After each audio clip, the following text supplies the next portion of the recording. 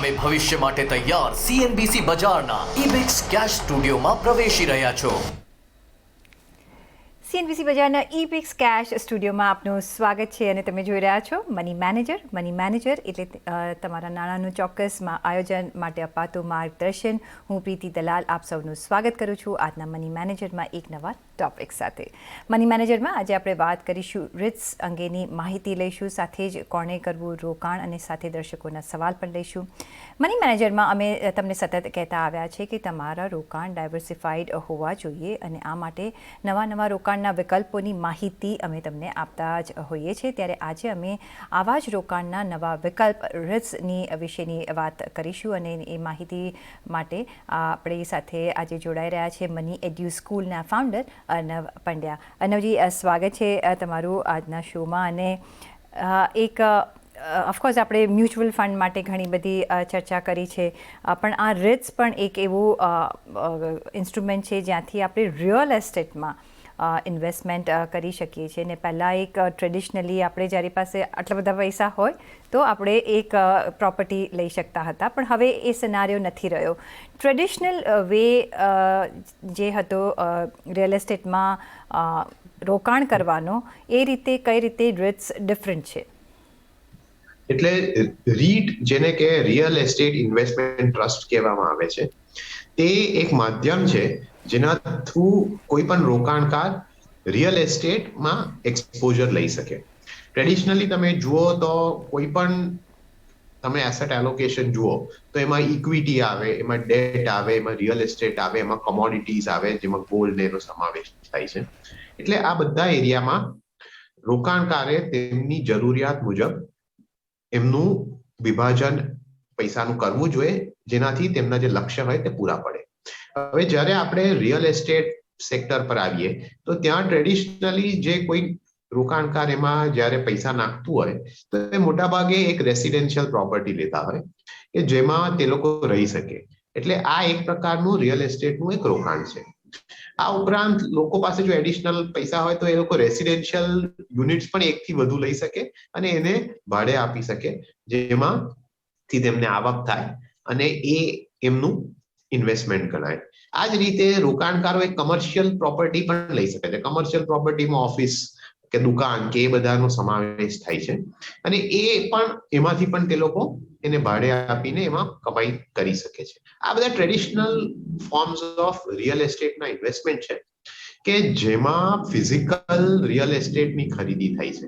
આની સામે રોકાણકાર માટે હવે નવા ઓપ્શન પણ આવ્યા છે કે જેમાં તે લોકો પેપર ફોર્મમાં રિયલ એસ્ટેટમાં રોકાણ કરી શકે. ને એ માધ્યમમાં રિયલ એસ્ટેટ ઇન્વેસ્ટમેન્ટ ટ્રસ્ટ એક દુનિયાભરમાં વપરાતું એક માધ્યમ છે કે જેનાથી કમર્શિયલ રિયલ એસ્ટેટમાં મોટા ભાગે આમાં રોકાણ થાય છે અને એ રોકાણનો લાભ રોકાણકારને રીટમાં ઇન્વેસ્ટ કરીને મળે છે. હવે રીટમાં ઇન્વેસ્ટ કરવાના પણ બે પ્રકાર હોય છે. એક તો તમે એક ડાયરેક્ટલી કોઈ રીટ લો. એ રીટ એક એવી કંપની હોય છે કે જેની પાસે એના પોર્ટફોલિયોમાં અનેક કમર્શિયલ રિયલ એસ્ટેટ હોય છે. એટલે ઇન્સ્ટેડ કે તમે એકચ્યુઅલી કમર્શિયલ પ્રોપર્ટી લો અને એના ભાડે આપીને કમાઓ, આમાં એક કંપની હોય છે, કંપની પાસે આખો પોર્ટફોલિયો હોય છે ભાડાની પ્રોપર્ટીનો. એમાં એ જે રેન્ટ કમાય છે એ રેન્ટ તમને પછી ડિવિડન્ડના માધ્યમ થ્રુ આપે છે. એટલે આ એક સિમ્પલ રીતે રીટને સમજવાની પ્રક્રિયા છે. આજની તારીખમાં ભારતમાં 3 રીટ ડાયરેક્ટલી ઓલરેડી પ્રેઝન્ટ છે અને બીજું એક માધ્યમ જેમાં રીટમાં તમે નિવેશ કરી શકો એ છે રિયલ એસ્ટેટ ઇન્વેસ્ટમેન્ટ ટ્રસ્ટના મ્યુચ્યુઅલ ફંડના યુનિટ લો. કારણ કે ભારતમાં બહુ રીટ પ્રેઝન્ટ નથી, એટલે અત્યારની તારીખમાં તમારી પાસે 3 રીટ મ્યુચ્યુઅલ ફંડ્સ છે, પણ આ 3 રીટ મ્યુચ્યુઅલ ફંડ્સ આંતરરાષ્ટ્રીય બજારમાં રીટ ખરીદે છે. એટલે તમને એનાથી ઇન્ટરનેશનલ બજારનું રિયલ એસ્ટેટમાં એક્સપોઝર મળી શકે છે. એટલે આ બે પ્રકારના આજની તારીખમાં તમે રિયલ એસ્ટેટમાં રોકાણ કરવા માટે પેપર ફોર્મનું એક તમારી પાસે ઓપ્શન છે. ઓકે, તો એક ટ્રેડિશનલ વે હતો કે આપણી પાસે જો પૈસા હોય તો આપણે એક નાની ઓફિસ લઈ લઈએ કે ઘર લઈ લઈએ, ને પછી જો આપણે ન વાપરવું હોય તો ભાડા પર આપી દો ને એમાંથી તમે રેન્ટ કે અર્ન કરી શકો છો. પણ જો સપોઝ એટલા બધા પૈસા નથી હોતા તો શું આપણે રિયલ એસ્ટેટમાં ઇન્વેસ્ટમેન્ટ ન કરી શકીએ? ન કરી શકાય છે. એટલા માટે તો આ રેટ બન્યા છે. અને જે રીતે કહ્યું કે 3 મ્યુચ્યુઅલ ફંડ્સ પણ છે જે આવા પ્રકારના રેટ ઇન્વેસ્ટમેન્ટ લેતા હોય છે. એટલે એક નાનો અમાઉન્ટ પણ તમે એમાં મૂકી શકો છો. તો સપોઝ અર્નવજી, આપણે એક રેટમાં ઇન્વેસ્ટમેન્ટ કરવું હોય તો શું કોઈ બી એક અમાઉન્ટ એમાં લિમિટ છે? કઈ મિનિમમ અમાઉન્ટ, મેક્સિમમ અમાઉન્ટ, કઈ રીતે આપણે ઇન્વેસ્ટમેન્ટ કરી શકાય એમાં? પહેલા જ્યારે કે રીટ ની કન્સેપ્ટ ઇન્ડિયામાં આવ્યો હતો ત્યારે એમાં મિનિમમ અમાઉન્ટ 2 લાખનું હતું, પણ હવે એને ઘટાડીને 10 થી 15,000 કરવામાં આવ્યું છે. એટલે તમે જો ભારતમાં જે લિસ્ટેડ સ્ટોક એક્સચેન્જ પર રીટ્સ છે એમાં તમે રોકાણ કરવા જાઓ તો એને માટે રકમ તમારી પાસે બહુ નાની જોઈએ. મ્યુચ્યુઅલ ફંડ રીટ જે 3 ઇન્ટરનેશનલ ફંડ છે એમાં તો તમે જ્યારે રોકાણ કરવા જાઓ તો એમાં પણ તમે એક નોર્મલ મ્યુચ્યુઅલ ફંડમાં જે રીતે 5,000 10,000 થી શરૂ કરો છો એ જ રીતે આ ફંડમાં પણ તમે એમાં રોકાણ કરી શકો અને એમાં તમે આગળ વધી શકો છો. એટલે આમાં એક મોટો ફરક ઓલરેડી તમને એ જોવા મળી રહ્યો છે કે જ્યારે તમે ફિઝિકલ પ્રોપર્ટી ખરીદવા જાઓ ત્યારે તમારે લાખોમાં એનું નિવેશ કરવું પડે. એની સામે આજની તારીખમાં તમે અહીંયા અમુક હજારના નિવેશથી પણ શરૂ કરી શકો અને એ જ ઉપરાંત તમારી પાસે ભવિષ્યમાં જ્યારે એડિશનલ પૈસા આવતા હોય ત્યારે એમાં તમે એડિશન પણ કરી શકો. કારણ કે જે રીટ મ્યુચ્યુઅલ ફંડ છે એમાં તો તમે નોર્મલ મ્યુચ્યુઅલ ફંડની જેમ જ્યારે પણ તમને જોઈએ ત્યારે નવા યુનિટ્સ લઈ શકો છો. અને બીજી વસ્તુ એ કે લિક્વિડિટીના તौर પર તમને થોડાક પૈસા વિડ્રો કરવા હોય તો એમાં એક્ઝિટ પણ તમે લઈ શકો છો. ઓકે, તો જેવી રીતે મ્યુચ્યુઅલ ફંડમાં આપણે ઇન્વેસ્ટમેન્ટ કરતા હોય છે એવી રીતે રીટ મ્યુચ્યુઅલ ફંડમાં પણ ઇન્વેસ્ટમેન્ટ આપણે કરી શકાય છે. અને જેવી રીતે પેપર ગોલ્ડ આવી ગયું છે, આઈ થિંક એવી રીતે પેપર હાઉસ પણ આપણને હવે લઈ શકીએ છીએ. પણ અર્નવજી, સપોઝ આપણે સિલેક્શન કરવું હોય કે કયા ફંડમાં મારે રોકાણ કરવું જોઈએ, કયું બેસ્ટ બની શકે, તો કયા એવા કેરેક્ટરિસ્ટિક્સ જોવા જોઈએ? કારણ કે ડિફરન્ટ ફંડ હાઉસ ડિફરન્ટ પ્રોપર્ટીઝમાં ઇન્વેસ્ટ કરતું હશે, તો આપણે કઈ રીતે એ સિલેક્શન કરવું જોઈએ? જ્યારે કોઈ પણ રોકાણકાર આ રીતે રીટ મ્યુચ્યુઅલ ફંડ તરફ વળવા આવ્યો હોય ત્યારે એમને 2-3 વસ્તુ બહુ મહત્વની એમને માટે થઈ જાય છે. પહેલી વસ્તુ તો એ છે કે જે આ મ્યુચ્યુઅલ ફંડનો પોર્ટફોલિયો છે કમર્શિયલ રિયલ એસ્ટેટનો, એ શેમાં છે? કારણ કે આપણે અત્યાર સુધી જો તમે ખાલી વિચાર કરતા હો કે કમર્શિયલ રિયલ એસ્ટેટ એટલે ખાલી ઓફિસીસ અને બીજી દુકાનો ને એવું, તો એવું નથી. જ્યારે તમે ઇન્ટરનેશનલ બજારમાં જાઓ ત્યારે રિયલ એસ્ટેટ જે કમર્શિયલ હોય એમાં તમને અનેક ઓપ્શન મળે છે. ફોર એક્ઝામ્પલ, તમારી પાસે જે મોલ્સ હોય એ એક બહુ મોટો હિસ્સો હોય છે આ પ્રકારના રીટ્સમાં. પછી તમારી પાસે ડેટા વેરહાઉસ એટલે જે વેરહાઉસિંગ હોય છે એમાં ફિઝિકલ વેરહાઉસિંગ જ્યાં બધા ગુડ્સ ને માલ ને સામાન હોય એ વેરહાઉસીસ હોય છે. પછી ડેટા સેન્ટર્સ પણ હોય છે.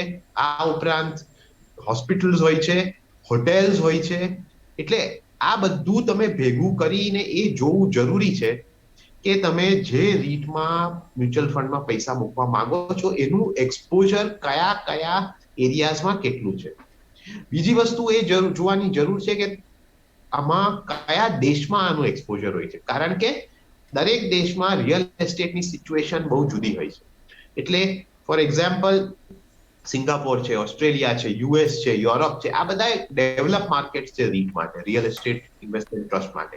એટલે ત્યાંના માર્કેટ જુદા હોય છે એઝ કમ્પેર ટુ બીજા કોઈ દેશો હોય તો. એટલે તમારે એ જોવાનું રહેશે કે તમારું રીટ મ્યુચ્યુઅલ ફંડ કયા દેશમાં કેટલું એક્સપોઝર લે છે. અને આ બધું કર્યા પછી ત્રીજી વસ્તુ જે તમારે ધ્યાનમાં રાખવી એ હોય છે કે તમારે આવા પ્રકારના ફંડથી બહુ હાઈ એક્સપેક્ટેશન ના રાખવા. કારણ કે આમાં જે નિવેશ થઈ રહ્યો છે તે શેરમાં નથી થઈ રહ્યો. એટલે જ્યારે તમે કોઈ ઇન્ટરનેશનલ ફંડ લેતા હોય જે ઇન્ટરનેશનલ ઇક્વિટીઝમાં રોકાણ કરતું હોય અને તમે કોઈ ઇન્ટરનેશનલ ફંડ લેતા હોય જે ઇન્ટરનેશનલ રીટમાં રોકાણ કરતું હોય તો બંને એસેટ ક્લાસ જુદી થઈ જાય છે. એટલે બંનેનું રિટર્ન જે છે તે એ એસેટ ક્લાસના મુજબ રહેશે. એટલે તમારે એ બધું કમ્પેર પણ ના કરવું જોઈએ. કારણ કે રીટનું જે રિટર્ન હોય છે એ થોડું ઓછું હોય છે, અને એ ધ્યાનમાં રાખીને તમારે આમાં નિવેશ કરવો જોઈએ. નહીં તો પછી તમારા એક્સપેક્ટેશન જ પહેલેથી ખોટા હોય તો એમાં તમને થશે કે આ ફંડ પરફોર્મ નથી કરી રહ્યું. પણ જે રીતે એમાં રોકાણ થાય છે એ જ રીતે તમને એનું પરફોર્મન્સ જોવા મળશે. એટલે ફોર એક્ઝામ્પલ ઇન્ટરનેશનલ ઇક્વિટી ફંડમાં 20-25% કોઈ વર્ષે સારું હોય તો તમને એમાં રિટર્ન જોવા મળે, જેવું આ પ્રકારના ઇન્ટરનેશનલ રીટ મ્યુચ્યુઅલ ફંડમાં ના મળે. જી, તદ્દન સાચી વાત કહી અર્ણવજી, કારણ કે રિયલ એસ્ટેટની આપણે સાયકલ બી જોઈએ તો એક મોટી હોતી હોય છે. આપણે જોયું છે આપણા કન્ટ્રીમાં પણ કે એક 10 વર્ષે એક સાયકલ બદલાતી હોય છે ને જ્યારે રોકાણ કરીએ છીએ તો એક આપણે એમાં એક પેશન્સ રાખવી પડતી હોય છે, કારણ કે તમે આજે રોકાણ કર્યું અને કાલે તમને એક સારા રિટર્ન્સ મળી ગયા એવું નહીં થાય. તો એક આમાં ધૈર્યની ઘણી જ જરૂરત પડશે. પણ સપોઝ જેને રોકાણ કરવું હોય, પહેલાં તો તમે કોને એવી રોકાણ કરવાની સલાહ આપશો? શું તમારા ગોલ્સ હોવા જોઈએ જેણે આમાં રીટ્સ તરફ જોવું જોઈએ, અને સાથે મોટા આપણે રિટર્ન્સ કેટલા એક્સપેક્ટ કરી શકાય જનરલી?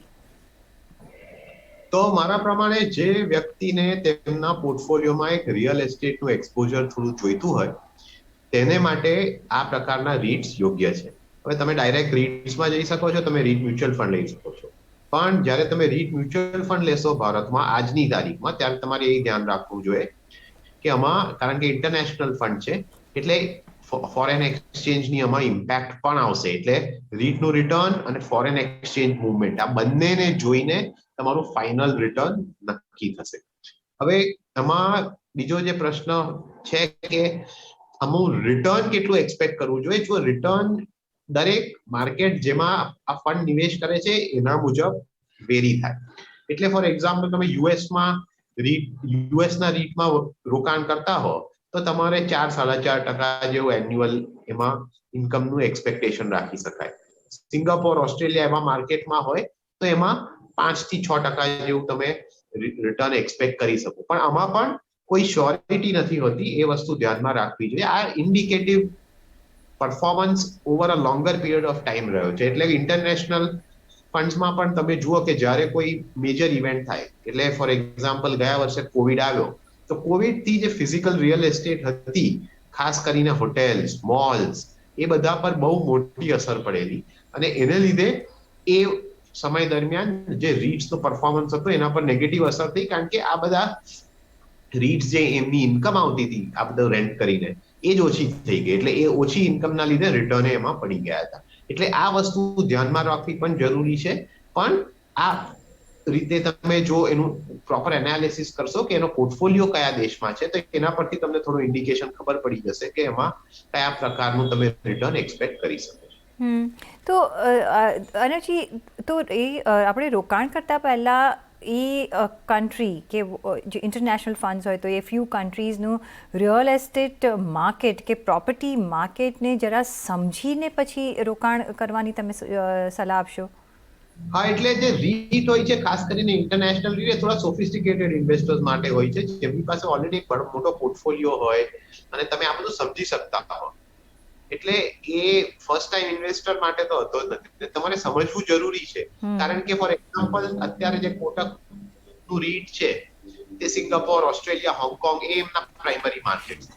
પછી જે PGIM ફંડનું જે રીટ છે તેમાં યુરોપ, US અને UK એ 3 મેજર છે પોર્ટફોલિયોમાં એક્સપોઝર. એટલે તમારે એ જોવું જોઈએ ને એ સમજવું જોઈએ કે આ દરેક રીટ માર્કેટમાં સ્થિતિ શું છે, પછી જ તમે આમાં એક ડિસિઝન લઈ શકો. એટલે કાં તો તમારો કોઈ એડવાઇઝર હોય જે તમને આ બધું સમજાવે, કાં તો તમે આ પ્રકારની મહેનત પોતે કરો અને સમજો અને પછી તમે એમાં રોકાણ કરો.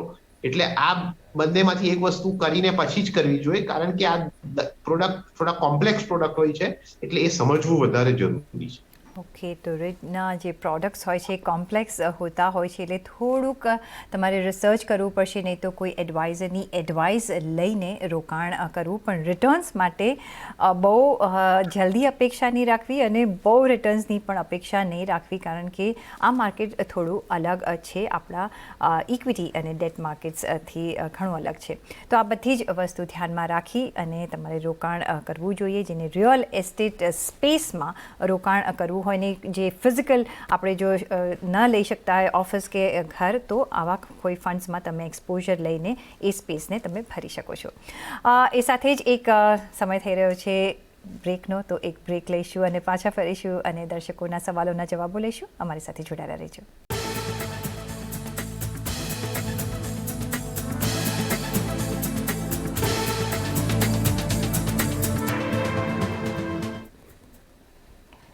બ્રેક પછી આપનું સ્વાગત છે અને હવે લઈશું દર્શકોના સવાલોના જવાબ. અને આપણી સાથે જોડાયા છે મની એડ્યુ સ્કૂલના અર્નવ પંડ્યા. અને જે પહેલો સવાલ આવી રહ્યો છે અંકુર જૈનનો. એ કહી રહ્યા છે કે મારી પાસે યુટીઆઈ રિટાયરમેન્ટ બેનિફિટ ફંડ છે, આમાં રોકાણ શું ચાલુ રાખવું જોઈએ કે નહીં રાખવું જોઈએ?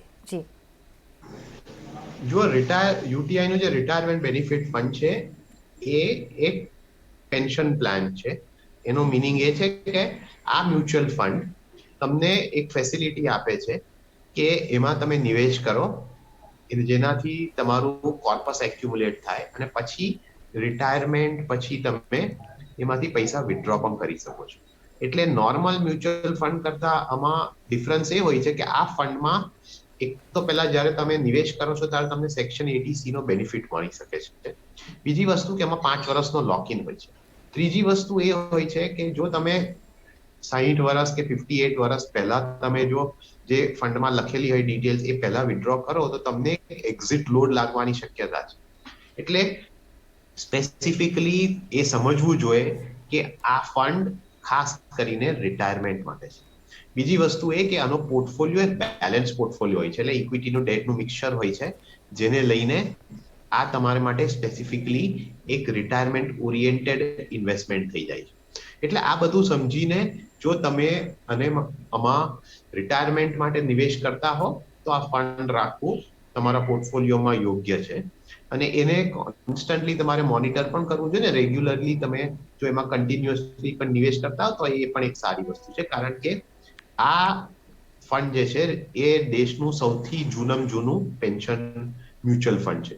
એટલે એ વસ્તુ ધ્યાનમાં રાખીને આ ફંડમાં તમે નિવેશ કરતા હો તો એ યોગ્ય છે. ઓકે, તો આ સમજી અને ધ્યાનમાં રાખીને રોકાણ કરવું જોઈએ. સાથે જે નેક્સ્ટ સવાલ જે આવી રહ્યો છે નિશાંત વોરાનો. અને એમણે લખ્યું છે કે એમની પાસે 2 લાખની બચત છે અને એમની એક હોમ લોન છે જેમાં એ 40,000ની EMI ભરી રહ્યા છે. એમની 40 વર્ષની ઉંમર પણ છે અને એમને હવે કાર લેવી છે, તો કાર લોન શું લઈ શકાય કે નહીં? જો પહેલી વસ્તુ એ છે કે ઇન્કમ ની સામે તમારું કેટલો એક્સપેન્સિસ છે એ બહુ જરૂરી છે. કારણ કે જે નેટ અમાઉન્ટ હોય એમાંથી તમે કેટલી બચત કરી શકો છો એ બહુ મહત્વનું થાય છે. એટલે કાર જો તમે લેતા હો ને કાર લોનનો EMI આવે છે તો જે અત્યારની એક્ઝિસ્ટિંગ EMI છે એના પર એ જોડાઈ જશે. નોર્મલી 30-32% વધારે તમારું જે આવક આવતી હોય એનાથી વધુ તમારો EMI વધવો ના જોઈએ. પણ આનું જે એકચ્યુઅલ ડિટેલ હોય, તમારું એક્ઝેક્ટ એક્સપેન્સ જોઈને જ તમે એ કહી શકો કે શું તમારે માટે એક એડિશનલ લોન લેવી, એક એડિશનલ EMI અને પર જોડવો એ યોગ્ય રહેશે કે નહીં. બીજી વસ્તુ એ છે કે તમે માત્ર ને માત્ર એટલું જ ના જોવું જોઈએ કે તમારો EMI તમે ભરી શકો છો કે નહીં, કારણ કે જે કાર એક એસેટ છે, એક ડેપ્રિસિએટિંગ એસેટ છે, એટલે એની જે કિંમત હોય છે એ ઘટતી જાય છે. એટલે એક ઇન્વેસ્ટમેન્ટ નથી. એટલે એ વસ્તુની પણ તમારે ધ્યાન રાખવું જોઈએ, કારણ કે તમારે એટલું પણ નિર્ધારિત કરી દેવું જોઈએ કે મારે મારા બીજા લક્ષ્ય માટે જે ઇન્વેસ્ટમેન્ટ કરવું હોય, તમારા રિટાયરમેન્ટ માટે હોય કે ફેમિલીના બીજી નીડ્સ માટે હોય, તો એ બધા માટે પણ આમાંથી તમારું નિવેશ જે હોય એ ચાલુ રહેવું જોઈએ. એવું ના થાય કે તમે નિવેશ બંધ કરીને આ પ્રકારની એડિશનલ લોન લો. એટલે આ 2 વસ્તુને ધ્યાનમાં રાખીને તમારે નક્કી કરવું જોઈએ કે તમે આમાં એક એડિશનલ કાર લોન લેશો કે નહીં. કારણ કે ના થતું હોય અને જો તમારું નિવેશ તમારે રોકવું પડે તો એ સારી વાત નથી, એવું ના થવું જોઈએ. એબ્સોલ્યુટલી નિશાંતભાઈ, કારણ કે તમારો રોકાણ તો ચાલુ રહેવા જ જોઈએ અને એટલી બધી લોન પણ ના લઈ જવી જોઈએ કે તમારા રોકાણ એમાં જ ખલાસ થઈ જાય અને તમે ફર્ધર રોકાણ ન કરી શકો. એટલે આ બધું તમારે જ એક કેલ્ક્યુલેશન કરવું પડશે જેથી તમારા પર કોઈ વધારે ભાર ન પડે. સાથે જ આગળ જે સવાલ આવી રહ્યો છે જયંત વ્યાસનો. એ કહી રહ્યા છે કે એટીસી મુજબના રોકાણ કર્યા બાદ પણ મને 15,000 થી 16,000નો ટેક્સ પે કરવાનો થાય છે. મારો પગાર 55,000નો છે, તો હવે મારે ક્યાં રોકાણ કરવું જેથી ટેક્સ જરા બચી શકે? આઈ થિંક આ તો સવાલ બધાનો હોય છે કે અમારે જેટલો બને એટલો ટેક્સ બચાવવો હોય છે. અનવજી, શું સલાહ આપશો? માધ્યમ હોય છે કે જેમાં તમે ટેક્સનું સેવિંગ કરી શકો, અને ડિડક્શન હોય છે. એટલે સેક્શન 80C ઉપરાંત તમારી પાસે જો તમે એનપીએસમાં રોકાણ કરો તો 50,000 રૂપિયાનું એક એડિશનલ ડિડક્શન તમને મળશે, જેનો તમે લાભ લઈ શકો છો. આ ઉપરાંત તમે હેલ્થ ઇન્સ્યોરન્સનું પ્રીમિયમ ભરતા હો તો સેક્શન 80D માં તમને 25,000 સુધીનું તમને એમાં એક ડિડક્શન મળી શકે છે. તમે જો કોઈ ડોનેશન કરતા હો તો સેક્શન 80G માં આનું તમે લાભ લઈ શકો છો. આ ઉપરાંત તમારે પાસે જો ઘર હોય અને એના પર તમે લોન લીધી હોય તો 2 લાખ સુધીનું વ્યાજ પણ એક સેક્શન 24 માં તમને ડિડક્શન મળી શકે છે. એટલે આ બધા એડિશનલ બેનિફિટ્સ ટેક્સના હોઈ શકે છે, પણ કોઈ પણ વ્યક્તિએ એટલું ધ્યાન રાખવું જોઈએ કે એ લોકો માત્ર ને માત્ર ટેક્સ બચાવવા માટે આ એડિશનલ અમુક રોકાણ કરવાની જરૂર નથી. કારણ કે જો તમારે રોકાણની જરૂરિયાત ના હોય તો ખાલી થોડો ટેક્સ બચાવવા માટે આટલી બધી મહેનત કરીને પૈસા એમાં લોક ઇન કરી દેવાની જરૂર નથી. જે બેઝિક તમારી રિક્વાયરમેન્ટ હોય, જેમ કે હેલ્થ ઇન્સ્યોરન્સ સૌ માટે જરૂરી છે, તો એ તમે લેવું જ જોઈએ ને એ દરેક પાસે વ્યક્તિ પાસે હોવું જોઈએ. એટલે એનો તમે લાભ લઈ શકો છો. પણ જો બાકીનું તમે રોકાણની તમને જરૂરિયાત ના હોય તો માત્ર ટેક્સ બચાવવા તમે આટલું બધું કરો નહીં, પણ આટલા બધા ઓપ્શન છે તમારી પાસે, એમાંથી તમે પોતાની સ્થિતિ જોઈને તમે ચૂઝ કરી શકો છો. જી જયંતભાઈ, સાચી એ વાત છે કે કંઈ પણ ખાલી ટેક્સ બચાવવા માટે એવા રોકાણ ન કરી દેવા કે જેમાં લોક ઇન થઈ જતું હોય ને એક ખરાબ પ્રોડક્ટ આવી જતો હોય.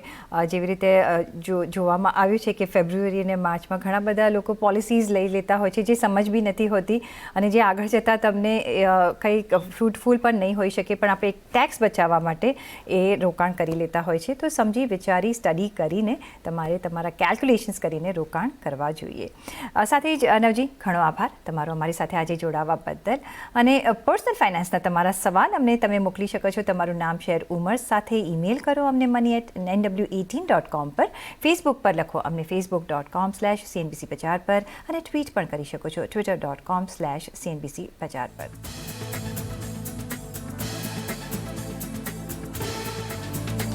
અને આ સાથે જ મની મેનેજરના આ એપિસોડમાં બસ આટલું જ. પાછા મળીશું નેક્સ્ટ એપિસોડમાં. ત્યાં સુધી આપશો રજા. નમસ્કાર.